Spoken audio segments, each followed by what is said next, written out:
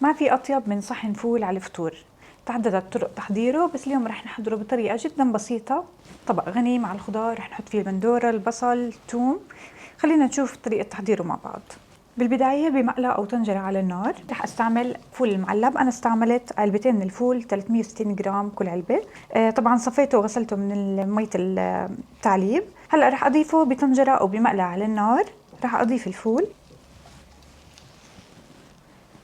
وراح اضيف عليهم ربع كوب من الماء البارد او المي بحرارة الغرفة. هلا راح اتركهم على نار عالية لحتى عندي الفول يستوي وتتفتح حباته مشان اقدر اهرسه بكل سهولة. وهيك بعد ما تركت الفول لمدة 10 دقائق على النار استوى معي وصارت حبته طرية. هلا بقدر اهرسه بكل سهولة. باستعمال الهراسة اليدوية راح اهرس حبات الفول لحتى احصل على فول ناعم نوعا ما. رح استمر بالهرس لحتى اهرس كل حبات الفول. وهيك الفول انهرس معي كتير منيح. وهلا صار وقت اضيف عليه بهارات او المطيبات.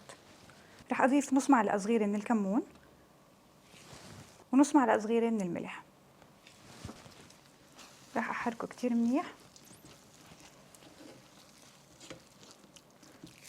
وهيك الفول صار معي جاهز لحتى ارفعه عن النار. هلا رح احضر الدقه او التتبيله اللي بتنحط على الفول. انا بحاجه ل3 معالق كبار من عصير الليمون، 1 معلقه كبيره من زيت الزيتون، 1 سن توم مهروس،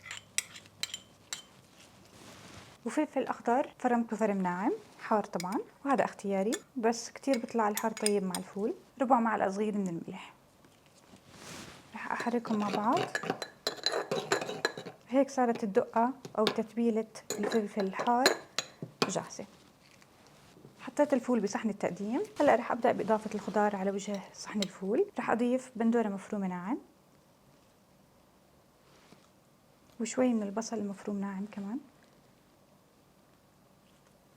وشوي من البقدونس المفروم. راح اضيف شوي من الدقه اللي حضرناها.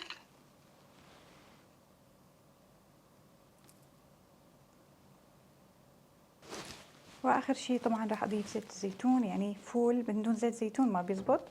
راح اضيف شوي من الزيت. هيك اطيب واسهل صحن فول صار جاهز. وهلا اجى الوقت لندوق ونجرب طبقنا. رح ناخذ قطعه من الخبز مع حفنه او شوي من الفول اللي حضرناه. شوفوا ما احلى الشكل، الالوان، الخضار والريحه اكيد ما بوصف لكم. وهيك طبقنا صحن الفول بطريقه سهله وبسيطه عنا جاهز. بتمنى هالوصفه تكون عجبتكم والف صحه.